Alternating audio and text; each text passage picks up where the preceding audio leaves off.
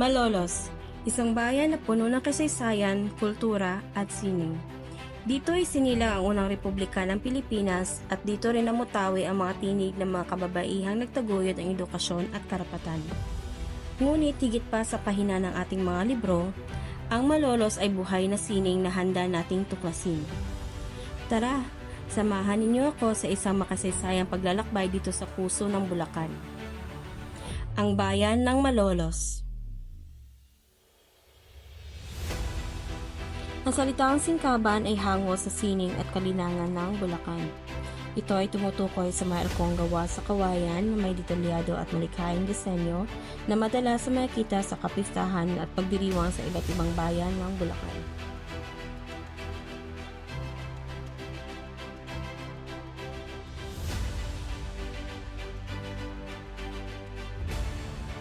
Ang paggawa ng singkaban ay hindi biro. Mula sa maingat na pagpili ng kawayan, pag-ukit, hanggang sa paglikha ng mga masalimuot na disenyo, ito ay nangangailangan ng tiyaga, talento at dedikasyon.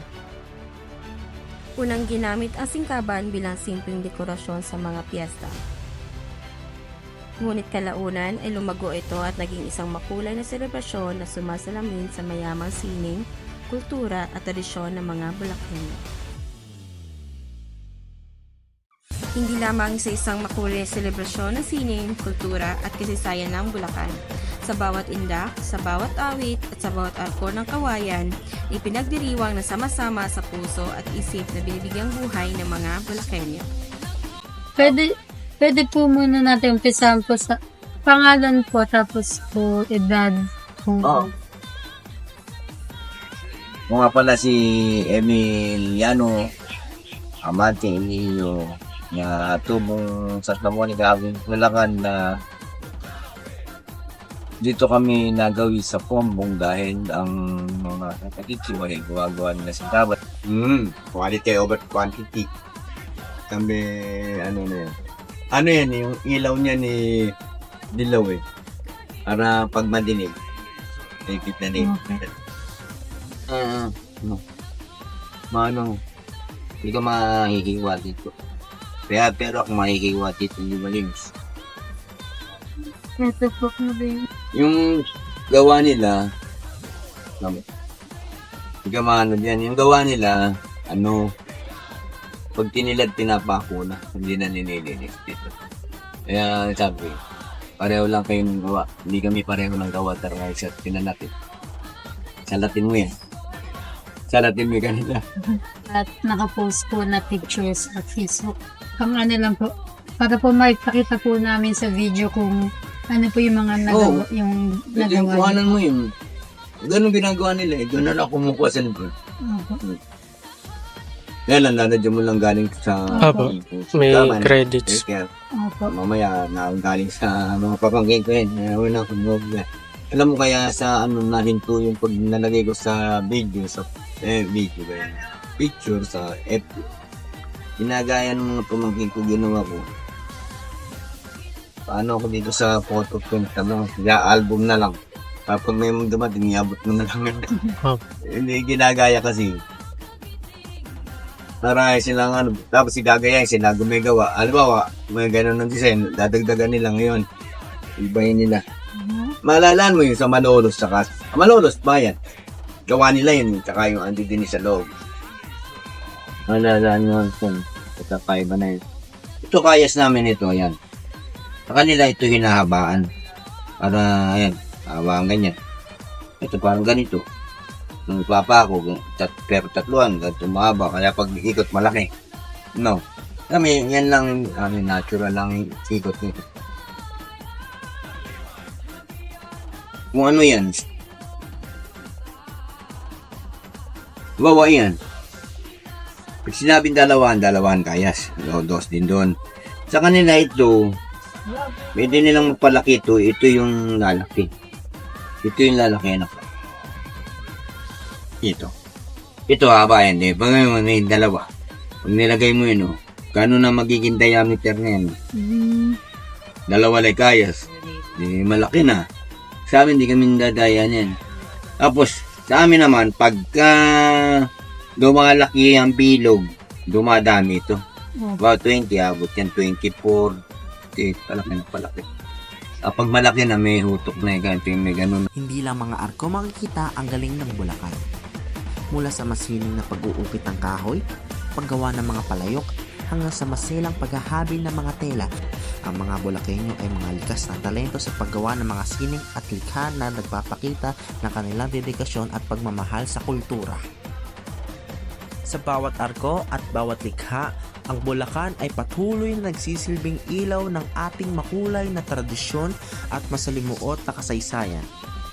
Sa singkaban, hindi lamang ang kasaysayan ang pinagdiriwang, kundi ang buhay ng bawat Bulakenyo na patuloy na lumilikha ng sining para sa kinabukasan.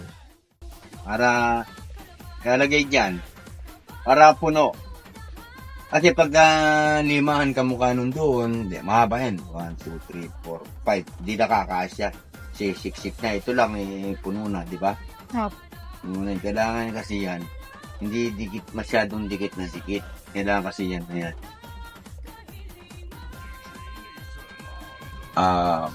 Puro tubig na.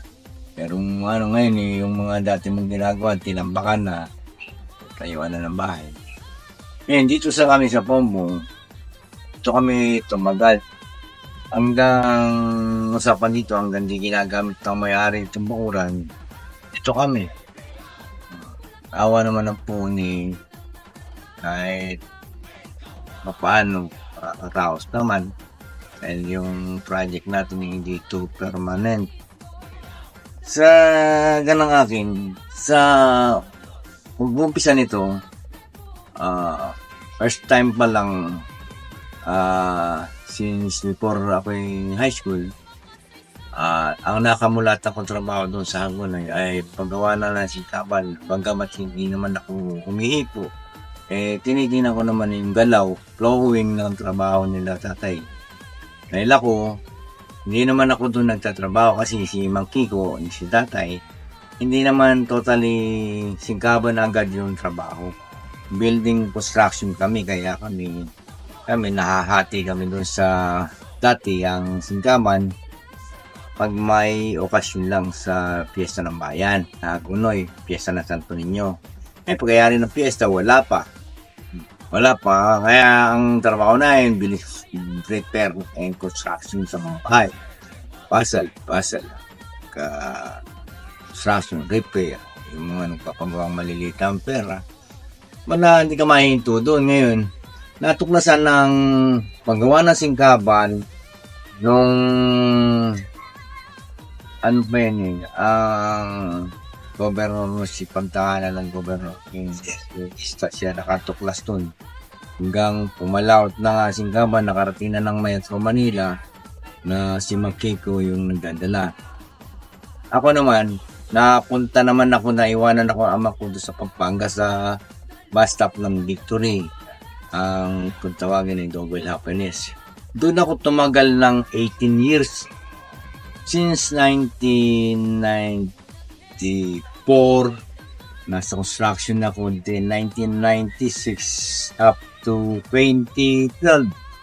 Naging maintenance supervisor ako doon sa Double Happiness. Kaya lang ako nag-resign dahil nung si ama ay nagkasakit na. Ito, equal to yung, itong haba nito, naka-equal yan, may pilog. So, yung mga bilog yan. Yung bilog, kung pag-bilog nito, tamo, isibak ng kawayan, then, nakasibak ng kawayan, bilogin ng ganito. Kasi gagawin ganito, yan. Ito yun, ako ganyan, no? Tamo, yan. Nalalakayan ako dito. Ginawa ko, pinagawa ko payat, mas payat ito. Yung naka-alternate na ganyan sa ring. Ganyan yan, no? Yung, di ba yung ring na yun? Tapos, yung, nakita mo nakabitin na doon ipapako yan, laktaw-laktaw na yan. Para yung isa, doon nakakalagay sa loob. Hindi naman pwedeng dikit-dikit na ganyan. Sa kabilaan ganyan, di, mamamahal ka lalo. Ano pong materials sila? Bambo. Ato, kakaiba yan, apat ginagamit na yung kaya Ito yung pinang-stack at palistaan, yung mga 9 feet ang haba. Yung po, nakita mo yun, yung material. Kita mo yung material ng buho yun. Kita mo yun. Yun ang material. Yung ito, buho naman. Yan, yun, buho. Minsan naman, may matigas pa dyan, ginagawang garland. Bukawi. Ito naman, bayog. Yan, ginagawang ito, bayog yan. Bayogin to. Ginagawang istaka sa istaka sa pilapil. Ito yun, paggugulang. Sa parang gumagamit kami ng abakay, ha? Para maitago yung alambi, tsaka ako. Gano'n yan. Ganyan ang ano namin.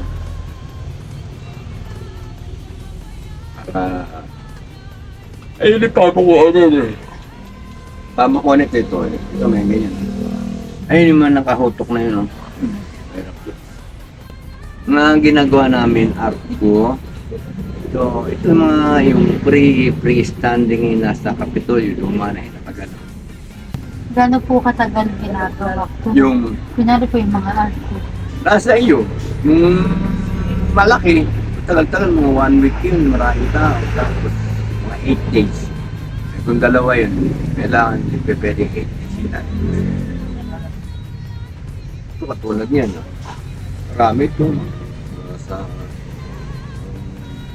bilang nito nasa 300 plus. Ito, kung kami naman, willing naman kaming magturo sa mga estudyante na elementary, high school, college, dito. Basta sila pupunta lang dito, anytime. Parang sa Kapitolyo, dumating ito gabi, sige na po. Anytime, hanggang gusto mo, hanggang umaga tayo dito.